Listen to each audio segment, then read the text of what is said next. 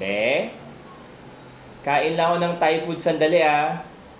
Okay, ingat. Kakain lang naman talaga ako ng Thai food pero sa Bangkok. Hehehe, ang saya na na-experience ko kung gaano kadali ang pag-check-in sa NAIA Terminal 1 with PAL. Ang dali lang ng proseso kaya ilang minutes lang nakaboard na ako. Very spacious ang cabin, masarap ang pagkain at panalo rin ang drink selection. Iba talaga kapag full service airline. After kumain, no dude muna kasi loaded rin ng in-flight entertainment on board. Maluwag, malinis at kumpleto rin ang lavatory ng PAL. At most of all, ang babait pa ng crew nila. All smiles lagi. Salamat nga pala sa PAL for this Bangkok food trip. May gifts pa sila para mas ma-enjoy ko ang aking Thai food trip. Tara, kain na tayo sa Bangkok. Mula sa humble pero masarap na street food, old school classics na palaging nasa Michelin Guide.